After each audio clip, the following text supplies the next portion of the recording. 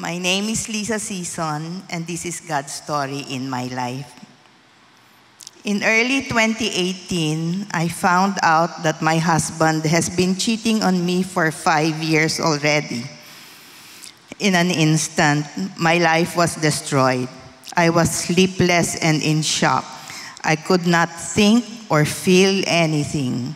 I could not even cry. My husband moved out of our house soon after.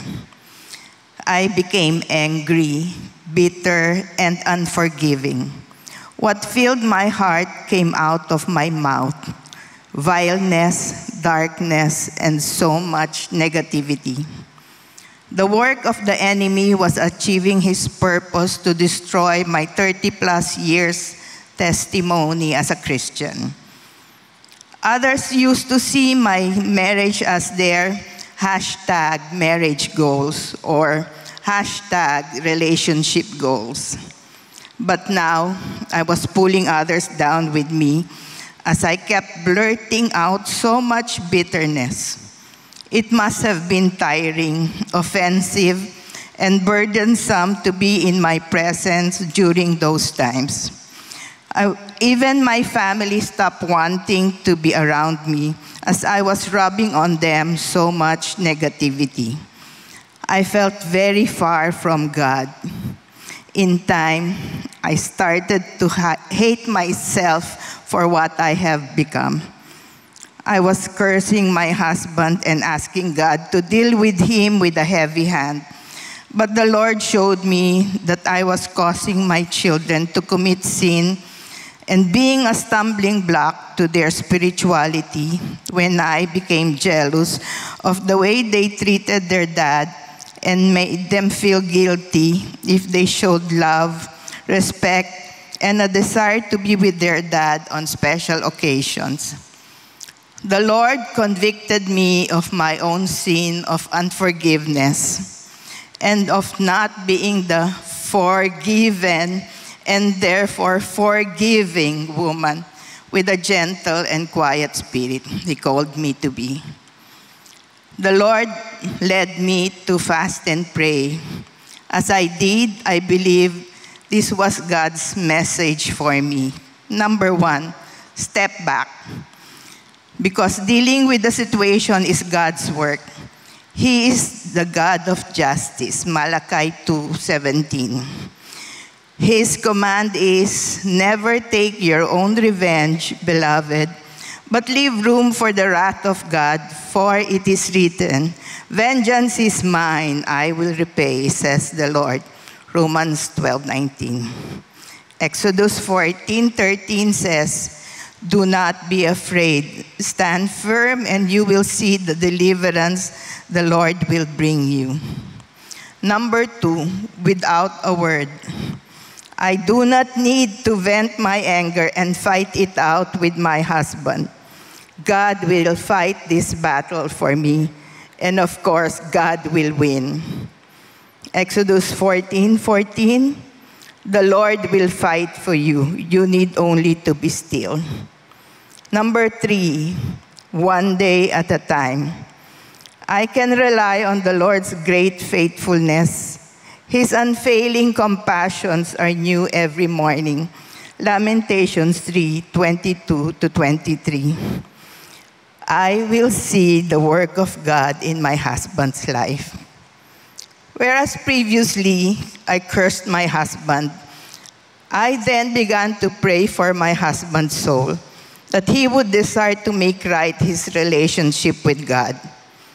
After prayer, fasting, and confessing my sin of unforgiveness, the Lord created situations where I could show my husband, my children and grandchildren forgiveness, respect, honor, love, and a gentle and quiet spirit, fulfilling my role as my husband's covenant wife.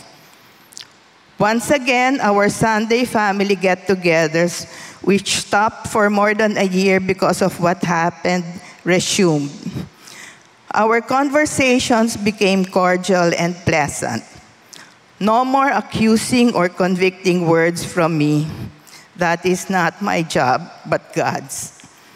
I am amazed at how the Lord removed the once burning, toxic hatred in my heart and exchanged it with His peace beyond understanding.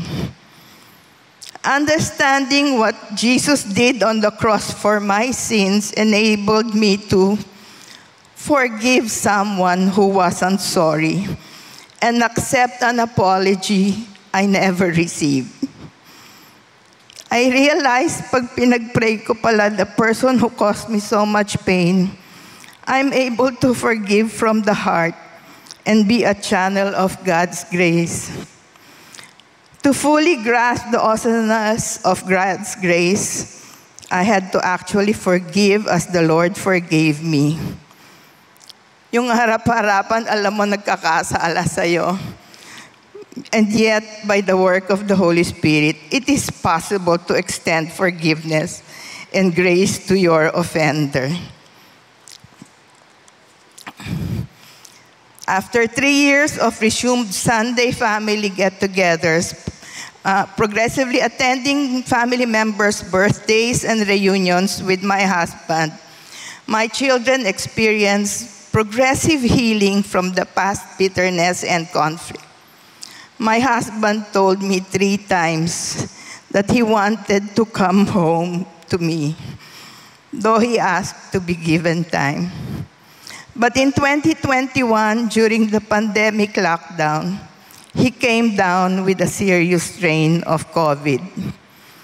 No one was allowed to visit him except my daughter Sabs, who is a doctor at the hospital where he was confined in.